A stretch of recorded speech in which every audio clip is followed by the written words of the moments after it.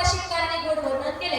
सन्मार्गवठेना संतहा तद्रूपेण विद्या विनय हृदये सैव वर्तते इति संतः.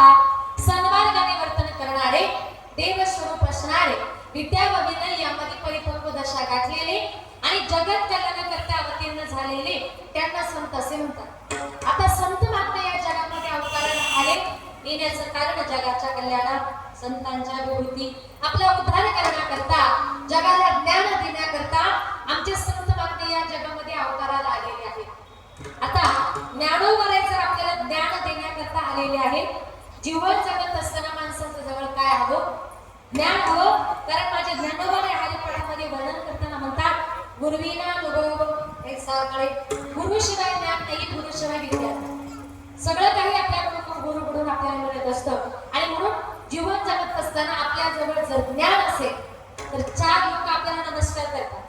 पण तुम्ही जर अज्ञानी असाल तर तेच आजूबाजूचे लोक आपली टिंगल केल्याशिवाय राहत नाही. आता अज्ञानपणामुळे काय होतं आहे का? एका गावात एक मनुष्य 24 तास दारू प्यायचा. पण त्याचा मुलगा इतका हुशार त्याने पहिलीपासून 10वी पर्यंत वर्गामध्ये कधीच एक नंबर सोडला नाही. आता एक दिवस त्याच्या मुलाचा 10वीचा रिझल्ट होता. त्याच्या बापाने थोडीशी घेतली, कळतं ना, पुरुष म्हणतात इतकी बिसलेली काचेची, त्याने थोडीशी घेतली आणि शाळेच्या गेटच्या बाहेर जाऊन थांबला. आता प्रत्येक मुलगा आपला रिझल्ट घेऊन येऊ लागला. त्याने एका मुलाला विचारलं, बाळा तुझा किती नंबर आला? त्याने सांगितलं, काका माझा 20 नंबर आला. दुसरा मुलगा आला, किती नंबर आला? माझा 15 नंबर आला. तिसरा मुलगा आला, किती नंबर आला? माझा 12 नंबर आला. आता याचाच मुलगा आला. तो बाप म्हटला, पिंट्या अरे वर्गामध्ये काय दिवे लावले? तो पिंट्या नाचू लागला, उड्या मारू लागला. म्हटला, बाबा अहो सगळ्या वर्गामध्ये माझा 1 नंबर आला. तो बाप म्हटला, पिंट्या अरे लाज वाटत नाही का तुला? काय झालं बाबा? अरे लोकांच्या पोरांचे 15 20 नंबर आणि तुझा फक्त म्हटले 1च नंबर. याला काय म्हणतात? त्याच्याजवळ असलेला अज्ञान. जीवन जगताना तुमच्या जवळ अज्ञान नको, तुमच्या जवळ ज्ञान पाहिजे. आणि तोच ज्ञानाचा उद्धाराचा मार्ग दाखवण्याकरता आमचे संत महात्मे या जगामध्ये अवताराला आलेले आहेत. आणि एकदा माऊलींच्या मनामध्ये असा विचार आला, आपण संपूर्ण जगातील तीर्थयात्रा करावा, हा हृदय मनोरंगाला सांगावा. म्हणून माऊली आळंदीहून पंढरीला निघाली. पंढरपूरला गेल्यानंतर पांडुरंग परमात्म्याने माऊलींना हितगुज विचारण्याकरता अंतर्गाभारात नेलं. पांडुरंगाने विचारल्यावरून माऊली बोलू लागली, तू सत्ता सांगेन हितगुज मात. पांडुरंगाने विचारल्यावरून माऊली बोलू लागली, माऊली आळंदीहून पंढरीला येण्याचं कारण? माऊलीने सांगितलं, काही नाही तेव्हा मला सगळ्या जगातील तीर्थयात्रा करायच्या आहेत. मग त्याकरता मला तुमचा नामदेवराय बरोबर पाहिजे. आता त्या काळी नामदेवराय म्हणजे देवाची जीव की प्राण होते. देवाला हो म्हणावं नाही म्हणावं काही समजेना. देवाच्या लक्षात आलं की अरे हो जर म्हणालो आणि जर दंडोबाला नामदेवरायांना घेऊन जर गेले, मला एकट्याला पंढरपूरमध्ये करमणार नाही. नाही जर म्हणालो तर नामदेवरायांना घ्यायला कोणाला? यांचा राजा गृहराव म्हणतील ज्ञानदेव तुम्हायसे. नाही तरी कसं म्हणावं? देवाला काही कळेना. शेवटी देवाच्या लक्षात आलं. मग देवाने सांगितलं, ठीक आहे तुम्ही नामदेव महाराजांना घेऊन जा. आता घेऊन जा म्हटल्यानंतर ज्ञानोबाराय निघून गेले. त्या ठिकाणी नामदेवराय आले. देव म्हणतात, नामदेवा अरे तुला ज्ञानोबाराय बरोबर संपूर्ण जगातील तीर्थयात्रा करण्याकरता जायचं. आता देवाला वाटलं हो म्हणावं की नाही म्हणावं काही कळेना. कारण हो जर म्हटलं घेऊन गेले तर करमणार नाही, नाही म्हटलो तर जगाचा बाप ज्ञानींचा राजा घेण्याकरता आलाय. तर हे जर कळलं नसेल महिला मंडळ, तुम्हाला थोडंसं आपल्या विभागातलं सूट करून सांगतो की ज्याप्रमाणे घरातल्या सगळ्या मंडळींनी विचार केला की या दिवाळीला आपल्या सुनेला माहेरला पाठवायचं. किती जोरात नाही म्हटलं, तुमची इच्छा, कारण सुनबाई तुमची, शेवटी आहे का पाठवावंच लागेल. घरातल्या लोकांनी विचार केला की या दिवाळीला आपल्या सुनेला माहेरला पाठवायचं नाही. आता त्याच मुलीचे काका मुंबई हायकोर्टामध्ये जज होते, ज्यांना सगळे लोक वाकून नमस्कार करतात. नेमके त्या मुलीचे काका तिच्या घरी आले. घरातल्या लोकांनी वाकून नमस्कार केला. विचारलं, जज साहेब तुमचं एवढं मोठं काय काम आहे? तुम्ही प्रत्यक्षात आमच्या घरी आलेला. जज साहेबांनी सांगितलं, काही नाही, या वर्षी माझ्या पत्नीला माझ्या घरी 15 दिवस घेऊन जायचे. घरातले म्हटले, आता लगेच घेऊन जा. आधी काय ठरलं पाठवायचं नाही, पण नंतर का पाठवलं? न्यायला कोण आले? हायकोर्टातले जज साहेब. त्याप्रमाणे माझ्या नामदेव महाराजांना घेण्याकरता आले होते. ज्ञानाचा सागर सखा माझा ज्ञानेश्वर. आता ज्ञानोबाई निघून गेली त्या ठिकाणी नामदेव आले. देव म्हणतात नामदेवा, अरे तुला ज्ञानोबाईबरोबर संपूर्ण जगातील तीर्थयात्रा करण्याकरता जायचंय. नामदेव महाराजांनी देवाला स्पष्ट नकार दिला, देवा तुला सोडून म्हटले मी अजिबात कुठे जाणार नाही. म्हटले का? कारण नामदेवराय म्हटले, देवा तू म्हणतो ना तुला माझ्याशिवाय करमत नाही आणि मलाही तुझ्याशिवाय करमत नाही. देव म्हटले, नामदेवा मला करमत नाही, तुला करमत नाही हेही मान्य, पण मी तुला ज्याच्या बरोबर पाठवतोय ना ते ज्ञानेश्वर महाराजांनी मी वेगळा नाही. देव म्हणे नाम्या पाये देव म्हणे नामा पाये, देव म्हणे नामा पाये, देव म्हणे नामा पाये, देव म्हणे नामा पाये, देव म्हणे नामा पाये,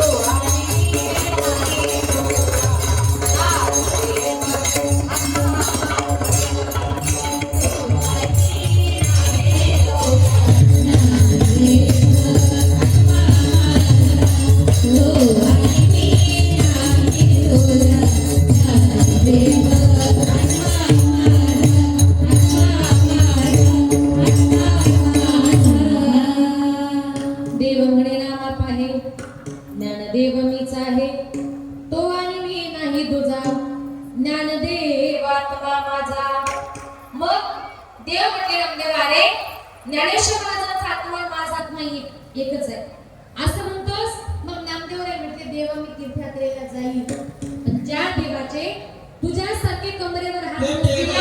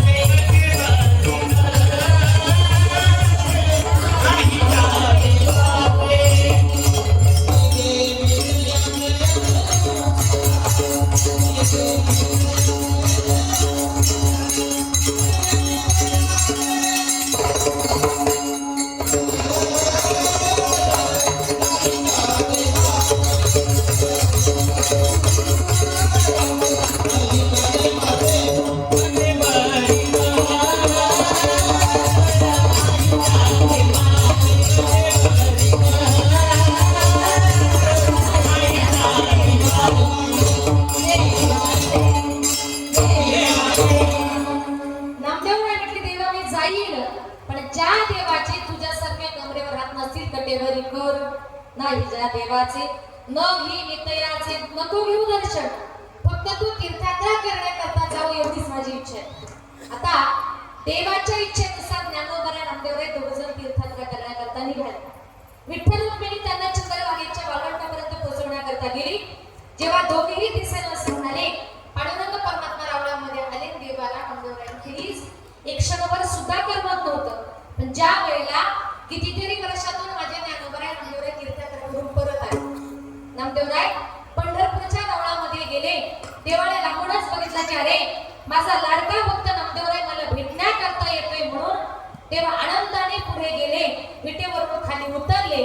पण आमचे नामदेवराय देवाला म्हणले, देवा अरे तुला आलिंगन देण्यापेक्षा संतांच्या संगतीचं सुख किती मोठं आहे हे आज मला कळालं.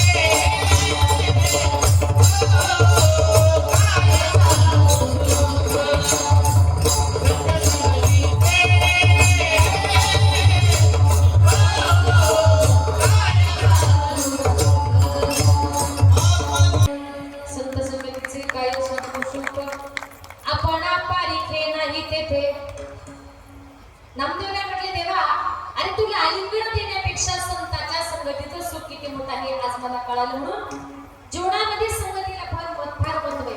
संगत करायची चांगल्याची करा, कारण आताच्या कलियुगामध्ये संगतीनेच माणूस सुधारतो, संगतीनेच मनुष्य बिघडतो. आपण संगत कोणाची करतोय याच्यावर फार मोठी गोष्ट अवलंबून आहे. उदाहरणार्थ बघा, एखादा चांगला सज्जन गृहस्थ असेल, खाणाऱ्या पिणाऱ्या माणसाच्या संगतीमध्ये गेला, एक दिवस तो त्याला गाडीवर बसवतो, हॉटेलला घेऊन जातो, त्याला म्हणतो बाबा आज योगायोगाने माझ्या बरोबर आला तर थोडी तरी घे. तो म्हणतो नको, कधी घेतली नाही. अरे जास्त नको, थोडी तरी. अरे नको बाबा, कधी घेतली नाही. अरे चवी पुरते एखादं झाकण तरी. याच्या घरात तो एक झाकण, दोन झाकण, मग रोज एक लागते. याला कारण का? संगत कुणाची? त्या खाणाऱ्या पिणाऱ्या माणसाची. पण तो जर खाणाऱ्या पिणाऱ्या माणूस असेल, एखाद्या वारकऱ्याच्या संगतीमध्ये गेला, आळंदीला गेला, पंढरपूरला गेला, कीर्तनाला गेला, भजनाला गेला, तर म्हणतो बस आता मला सुद्धा तुझ्यासारखी माळ घालायची. म्हणजे जीवनामध्ये आपण ज्याची संगत करू तसा मनुष्य घडत. तसं म्हणून जीवनामध्ये तुम्हाला संगत जर करायची, संतन की संग लाग रे तेरी अच्छी बने, संतन की संग लाग रे तेरी अच्छी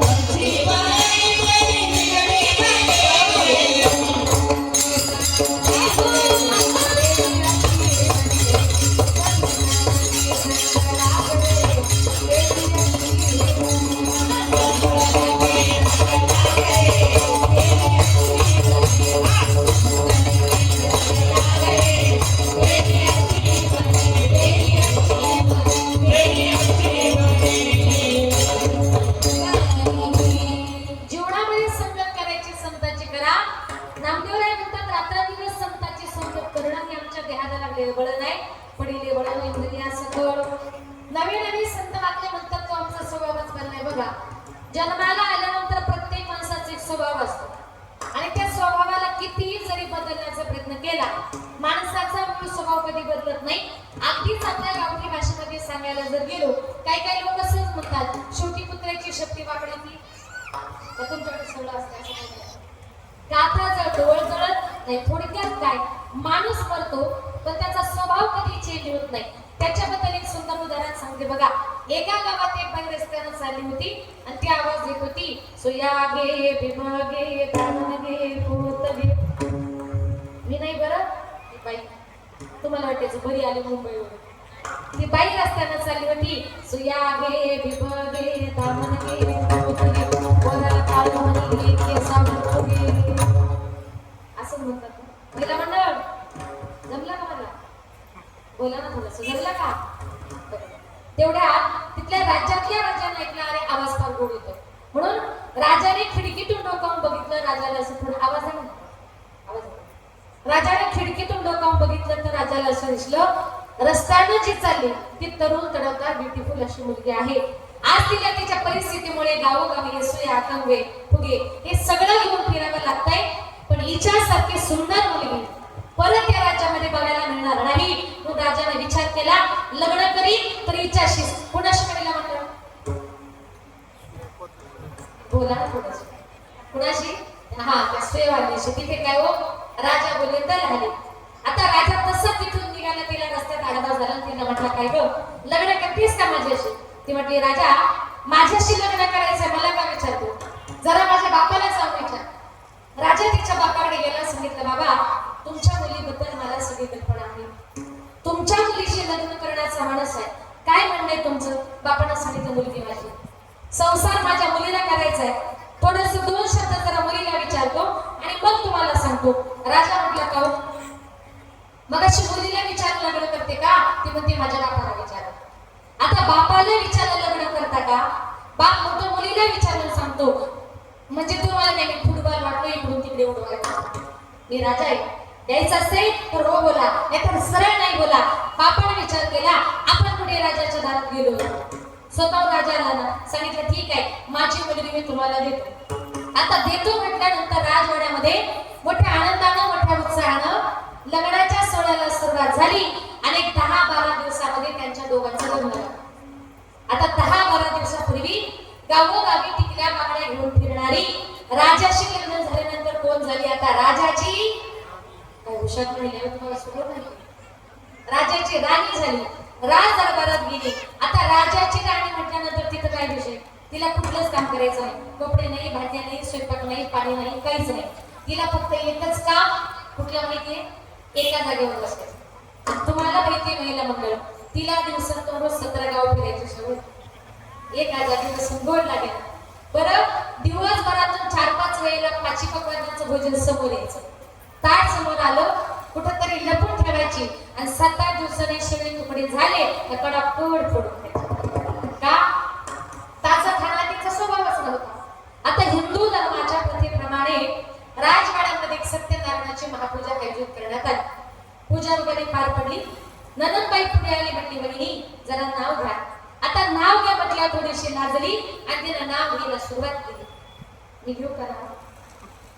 मी घेऊ का तुम्ही कोणी घेता? मीच घेऊ ना. बरं, मी नाव घेते, तुम्ही लक्षात ठेवा.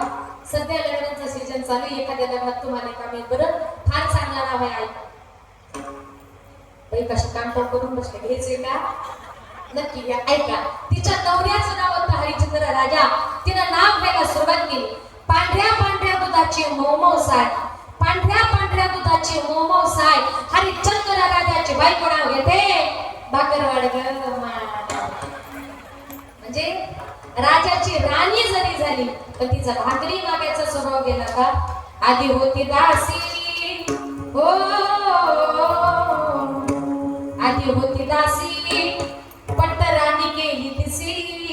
तिचे हिंडणे राहीना, मुळ सोबत जाईना, तिचे हिंडणे राहीना, मुळ सोबत जाईना, तिचे हिंडणे राहीना, मुळ सोबत जाईना, तिचे राहीना, मुळ सोबत जाईना. आधी होती दासी, पट्ट राणी केली तिसी, आधी होती दासी, पट्ट राणी केली तिसी. तिचे हिंडणे राहीना, मुळ सोबत जाईना, तिचे हिंडणे राहीना, मुळ सोबत जाईना, तिचे हिंडणे राहीना, मुळ सोबत जाईना, हिंडणे राहीना, मुळ सोबत जाईना. आधी होता भाग्या, दैव योगी झाला भाग्या, आधी होता भाग्या, दैव योगी झाला भाग्या. त्याचा योग राहीना, मुळ सोबत जाईना, त्याचा योग राहीना, मुळ सोबत जाईना, त्याचा योग राहीना, मुळ सोबत जाईना, योग राहीना, मुळ सोबत जाईना, मुळ सोबत जाईना, मुळ सोबत जाईना. माझ्या नाथ बाबांचं मूळ स्वभाव नावाचं प्रकरण आहे, त्याच्यात सांगितलं. आधी होती दासी, पट्ट राणी गेली तिसी, तिचे हिंडणे राहीना, मुळ स्वभाव जाईना. आधी होता वाग्या,